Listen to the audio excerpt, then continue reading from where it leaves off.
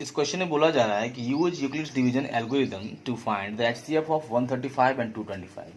हम लोग इससे पहले क्लास में पढ़े भी है ना कि दो नंबर को एचसीएफ कैसे फाइंड करते हैं, तो वही हमारा लॉन्ग डिवीजन मेथड। तो ये मेथड भी यही यूज करना है, लेकिन इसके साथ साथ में स्टेप लेके चलना है। तो आप बोलेंगे कि अभी तक तो हमने इससे पहले हमने डिस्कस किया था यूक्लिड्स डिवीजन लेमा के बारे में, ये एल्गोरिथम क्या हो गया।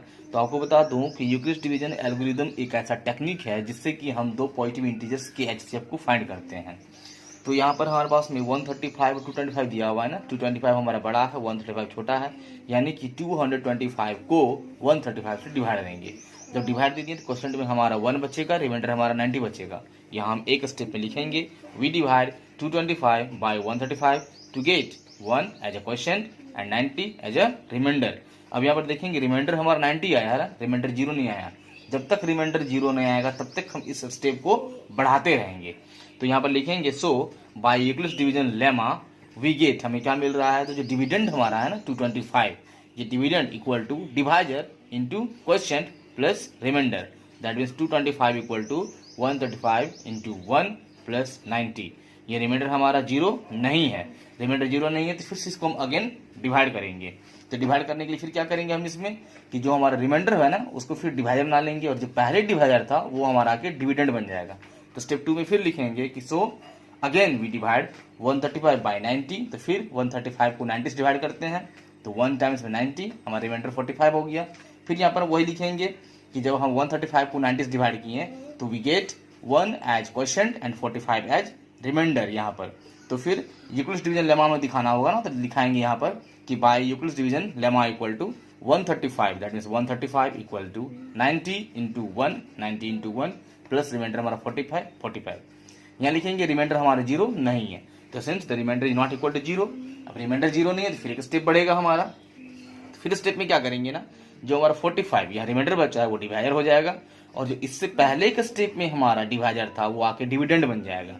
तो 45 को 90 से डिवाइड करेंगे तो रिमाइंडर हमारा क्वेश्चन 2 बचेगा और रिमाइंडर 0 होगा। तो फिर यहाँ पे लिखेंगे हम कि again we divide 90 by 45 to get 2 as a quotient and 0 as a remainder, remainder में 0 बज रहा। तो यूक्लिड्स डिवीजन लेमा में हम क्या दिखाएंगे ना कि 90 इक्वल टू जो हमारा हो जाएगा 90 इक्वल टू वो क्या होगा ना 90 equal to 45 division into quotient into 2 और प्लस रिमाइंडर यानी 0। तो वही हम यहाँ पर लिखे हुए हैं कि 90 इक्वल टू 45 इंटू 2 प्लस 0। अब यहाँ पर क्या देख रहे हैं कि here the remainder equal to 0। अब यहाँ रिमाइंडर 0 आ गया ना, तो जैसे ही रिमाइंडर हमारा 0 हो गया तो उससे पहले जो स्टेप हम बढ़ाते जा रहे थे ना वो स्टेप हमारा रुक जाएगा। That means so our procedure stops, और यहाँ पर हम बोलेंगे एचसीएफ हमारा फाइंड हो गया। तो एचसीएफ क्या होगा, तो लास्ट स्टेप में रिमाइंडर हमारा जो 0 आ रहा है उस समय हमारा डिविजर कितना था, तो डिवाइजर अगर 45 था ना तो 45 डिवाइजर होने पर रिमाइंडर हमारा 0 होगा, यानी 45 हमारा क्या हो जाएगा तो एचसीएफ हो जाएगा। तो ये हमारा हो गया कि hence the HCF of 135 and 225 is 45, और ये हमारा आंसर हो गया। नंबर 2 में हमारे पास में है 196 एंड 38,220। हम यहाँ पर देख रहे हैं कि 38,220 हमारा ग्रेटर है और 196 हमारा स्मॉलर है। दैट मीन्स हमें लिखेंगे सिंस 38,220 इज ग्रेटर देन 196। जो हमारा छोटा नंबर होता है वो ऑलवेज डिवाइजर बन जाता है, और जो हमारा बड़ा नंबर होता है वो हमारा डिविडेंड बन जाता है।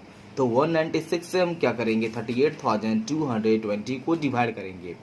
हम 196 से अगर इसको डिवाइड कर रहे हैं तो अगर हम 2 टाइम्स में देंगे तो यहाँ पर हमारे पास में 392 हो जाएगा, जबकि यहाँ हमारे पास में 382 है। इसीलिए हम 1 टाइम्स में इसको मल्टीप्लाई किए तो 196 हुआ। हमारे पास देखिए माइनस करने के बाद में 186 बचा, तो फिर हमारा ये एक 2 जो था रिमेनिंग यहाँ के हम उतार दिए इसको। जिस प्रकार से हम डिवाइड बनाते हैं वैसे डिवाइड करना है। फिर 196 से हम 9 टाइम्स में दिए तो 1764 हुआ, फिर माइनस किए 98 हुआ, ये 0 आके फिर यहाँ पर लिख दिए। एट लास्ट में देखिए ना कि 196 को 5 टाइम्स में ना 980 आ गया, और 5 टाइम्स में 980 दे दिया, और ये हमारा रिमाइंडर 0 बच गया। हमारे यहाँ पर एक ही स्टेप में ये डिवाइड पूरा खत्म हो गया। इससे पहले वाले क्वेश्चन में हमारे पास में 3 स्टेप गया था, लेकिन यहाँ पर 1 स्टेप में ही खत्म हो चुका है। तो अब देखते हैं यहाँ पर लिखेंगे कि जब 38,220 ग्रेटर है 196 से।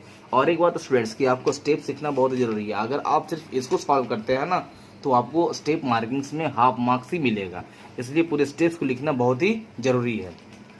हम यहाँ लिखेंगे वी डिवाइड 38,220 बाई 196।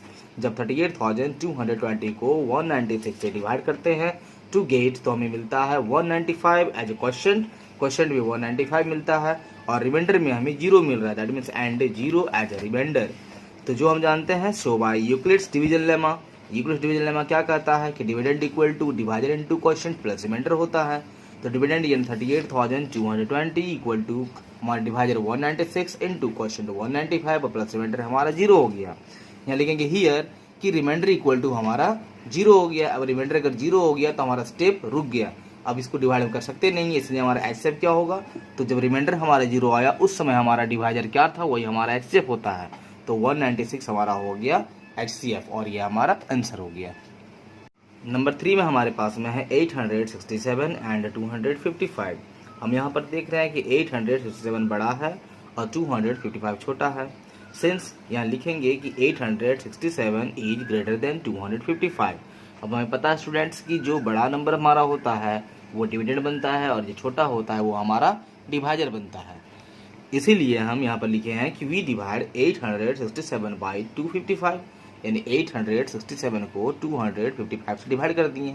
तो हम देख रहे हैं कि 3 टाइम्स में हमारा 765 हो जा रहा है, और इसको माइनस करने के बाद में रिमाइंडर हमारे पास में 102 आ रहा है। तो हम ये लिख दिए कि to get 3 as a quotient में हमें 3 मिला है, एंड 102 एज रिमाइंडर में हमारा 102 मिला है।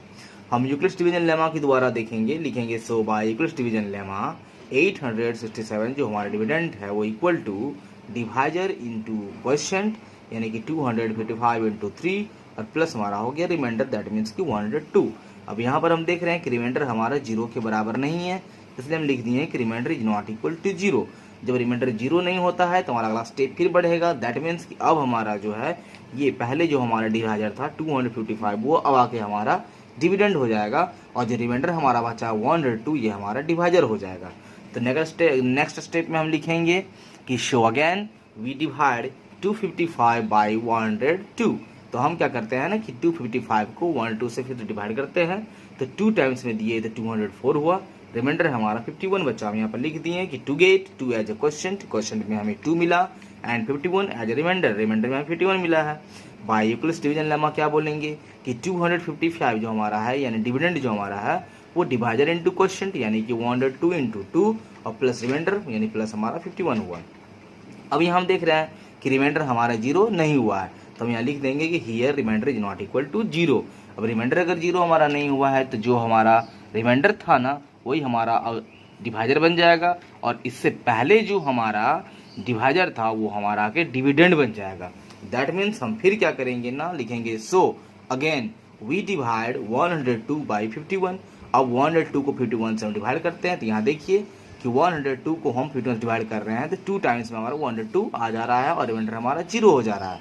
तो हम यहाँ पर लिखेंगे कि जब हम 102 को 51 से डिवाइड करते हैं तो 2 गेट 2 एज अ क्वेश्चन में हमें 2 मिल रहा है, एंड 0 एज ए रिमाइंडर में 0 मिल रहा है।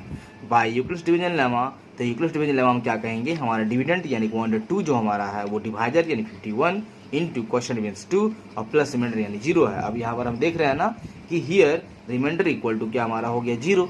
अब जहाँ आपको क्या हमने बताया कि जब रिमाइंडर हमारा 0 हो जाता है वहाँ हमारा स्टेप क्लोज हो जाता है, स्टॉप हो जाता है। अब हम देखेंगे रिमाइंडर हमारा 0 हुआ ना उस समय हमारे पास में डिवाइजर क्या था, उस समय डिवाइजर हमारे पास में 51 था, that means we can say the HCF equal to 51, और ये हमारा हो गया आंसर।